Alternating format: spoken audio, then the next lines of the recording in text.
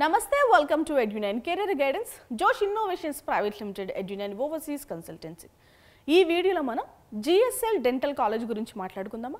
ఈ కాలేజ్ అసలు ఎప్పుడు ఎస్టాబ్లిష్ చేశారు, ఎవరు ఎస్టాబ్లిష్ చేశారు, కాలేజ్ ఇంటేక్ ఎంత, కాలేజ్లో MDS కోర్సెస్ ఆఫర్ చేస్తున్నారా, ఏ స్పెషలైజేషన్స్ ఉన్నాయి, ఇలాంటి వివరాలతో పాటు ఫీజు ఎంత మాట్లాడుకుందాం. అలాగే నీట్ ఎగ్జామ్లో ఎంత ర్యాంక్ వస్తే ఈ కాలేజ్లో మనం అడ్మిషన్ పొందొచ్చు కూడా మాట్లాడుకుందాం. అసలు ఈ కాలేజ్ గురించి బ్రీఫ్గా హిస్టరీ చూద్దామండి. ఫస్ట్ ఎప్పుడు ఎస్టాబ్లిష్ చేశారంటే 2013-14 అంటే బైఫర్కేషన్ జరుగుతున్న టైం అని చెప్పొచ్చు. 2014 మనకి బైఫర్కేషన్ జరిగింది కదా, రెండు తెలుగు రాష్ట్రాలు విడిపోవడం జరిగింది కదా. సో ఆ సంవత్సరంలో అయితే ఎస్టాబ్లిష్ చేశారు. And doctor NTR university of health sciences అఫిలియేషన్లో ఉంది college. Dental council of India DCI గుర్తింపు కూడా ఉంది కాలేజ్కి. మీరు ఏ కాలేజ్ సెలెక్ట్ చేసుకున్నా కాలేజ్కి ఏమైనా ర్యాంకింగ్స్ ఉన్నాయా, కాలేజ్లో అసలు OPD డేటా ఎలా ఉంటుంది, ఎంతమంది పేషెంట్లు వస్తారు, ఎన్ని ట్రీట్మెంట్స్ జరుగుతున్నాయి, ల్యాబ్స్ ఎలా ఉన్నాయి, లైబ్రరీ ఉందా, ఫెసిలిటీస్ ఎలా ఉన్నాయి, ఇవన్నీ కూడా చెక్ చేసుకోవాలి. అవసరం అయితే మనం కాలేజ్ని విజిట్ చేసైనా చెక్ చేసుకోవాలి.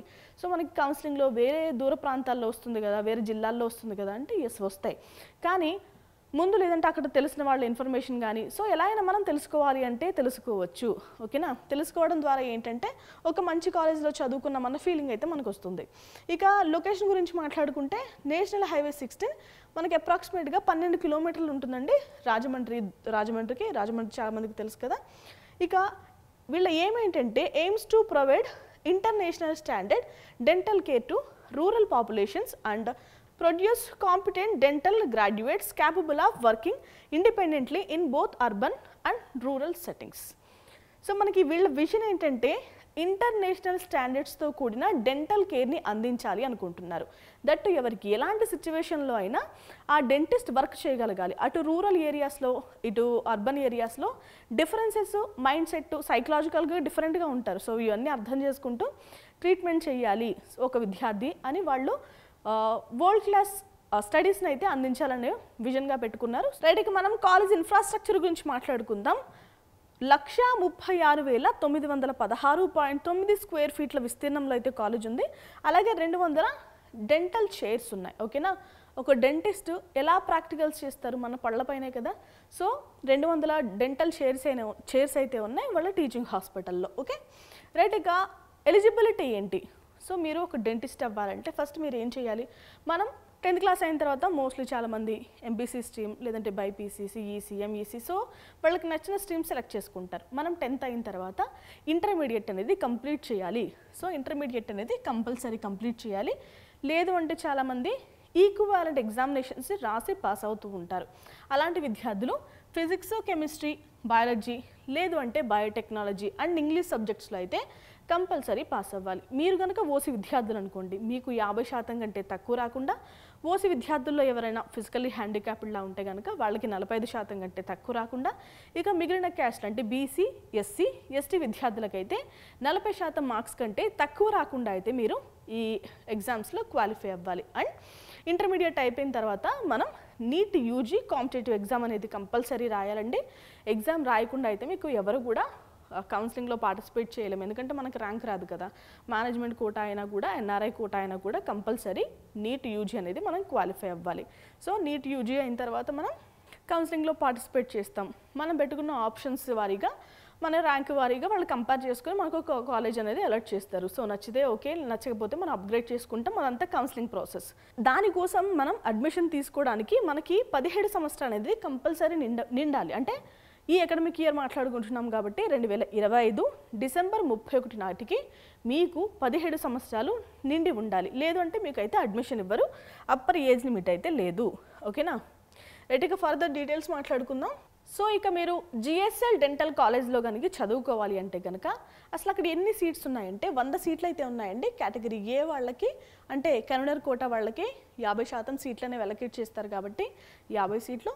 కేటగిరీ B వాళ్ళకి వచ్చేసి 35% సీట్లు కాబట్టి 35 సీట్లు. కేటగిరీ C వాళ్ళకి 15% అలొకేట్ చేస్తారు కాబట్టి 15 సీట్లు. సో ఇది సీట్ క్లాసిఫికేషన్. ఓకే రైట్, ఇక GSL డెంటల్ కాలేజ్లో చదువుకోవాలి అంటే ఎంత ఫీజు పే చేయాలి. కన్నడ కోటాలో జాయిన్ అయ్యారు, మీకు మంచి ర్యాంక్ వచ్చింది, మెరిట్ లిస్ట్లో మీరు ఉన్నారు. సో మీకు మంచి ర్యాంక్ వచ్చింది కాబట్టి ఫీజెస్ అనేవి తక్కువ అవుతాయి. 13,000 రూపాయల వరకు అవుతాయి ప్రతి సంవత్సరం.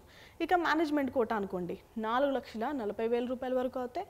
ఎన్ఆర్ఐ కోట అయితే కనుక 13,20,000 రూపాయల వరకు ప్రతి సంవత్సరం అవుతాయి. నేను మాట చెప్తుంది కేవలం ట్యూషన్ ఫీజు మాత్రమే. ఓకే, ఈ ఫీజెస్ కాకుండా ఇతర ఫీజెస్ చాలా ఉంటాయి.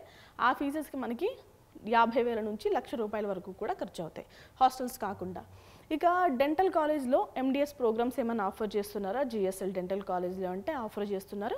మీరు యూజీ కూడా అక్కడే చదవచ్చు, పీజీ కూడా అక్కడే చదవచ్చు. ఏం కోర్సెస్ అంటే ఓవరాల్ మెడిసిన్ అండ్ రేడియాలజీలో 2 సీట్లు, ఓవరాల్ అండ్ మాక్సిల్లో ఫేషియల్ సర్జరీలో 3, ఓవరాల్ ప్యాథాలజీలో 3, కన్సర్వేటివ్ డెంటిస్ట్రీ అండ్ ఎండోడోంటిక్స్లో 3, ఆర్థోడోంటిక్స్ అండ్ డెంటోఫేషియల్ ఆర్థోపెటిక్స్లో 3, ప్రోస్థోడోంటిక్స్ క్రౌన్ అండ్ బ్రిడ్జ్లో 3 సీట్లు ఇంటేక్ ఉంది, పీడియాట్రిక్ డెంటిస్ట్లో 3 సీట్లు, పెరియోడోంటిక్స్లో 2 సీట్లు, టోటల్ వచ్చేసి మనకి 21 సీట్ల ఇంటేక్తో అయితే మనకి ఎండిఎస్ కోర్స్ అయితే ఆఫర్ చేస్తున్నారు. మనకి ఎండిఎస్ చేయాలంటే ఎలిజిబిలిటీ ఏంటంటే ఇది అసలు మామూలుగా మనకి 3 సంవత్సరాల కోర్సు. ఇది కూడా doctor NTR university of health sciences అండర్లోనే ఉంటుంది అండ్ DCA గుర్తింపు కూడా ఉంది.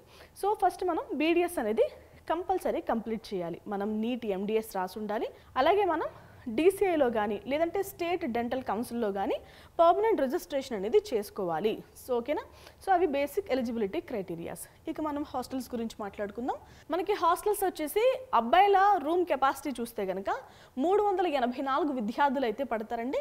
ఇక అమ్మాయిల హాస్టల్స్ గురించి మాట్లాడుకుంటే 50 double sharing rooms, 108 triple sharing rooms అయితే ఉన్నాయి. కెపాసిటీ వచ్చేసి 424 మంది విద్యార్థులు అయితే ఫిల్అప్ చేయొచ్చు. ఇక 120 డబుల్ రూమ్స్ అయితే ఉన్నాయండి ఇంటెన్స్కి. అబ్బాయిలకు వచ్చేసి 40, అమ్మాయిలకు వచ్చేసి 80. ఇక పీజీ స్టూడెంట్స్ కూడా ఉంటారు కదా, ఎందుకంటే MDS కోర్సెస్ కూడా ఆఫర్ చేస్తున్నారు కదా, వాళ్ళకు వచ్చేసి 135 రూమ్స్ అయితే ఉన్నాయి. అబ్బాయిలకి 55, అలాగే అమ్మాయిలకు వచ్చేసి 80 రూమ్స్ ఉన్నాయి. ఇక ఎమ్యూనిటీస్ గురించి మాట్లాడుకుందాం. Bed, table, chair, wardrobe, security, అలాగే AC రూమ్స్ కూడా ఉన్నాయి. ఇవి బేసిక్ ఎమ్యూనిటీస్ ప్రొవైడ్ చేస్తున్నారు. Mess, library, gym, health centre, sports and transport కూడా ప్రొవైడ్ చేస్తున్నారు. సో ఇవి GSL డెంటల్ కాలేజీకి సంబంధించిన brief information and hostel information. అసలు ఈ కాలేజ్లో చదవాలంటే నీట్ ఎగ్జామ్ రాయాలి కదా, ఎంత ర్యాంక్ రావాలి ఇప్పుడు చూద్దాం. BCA కేటగిరీ విద్యార్థులకు వచ్చేసి 2,45,470 లోపు. ఇక BCB కేటగిరీ వాళ్ళకైతే 2,77,237 లోపు ర్యాంక్ రావాలండి.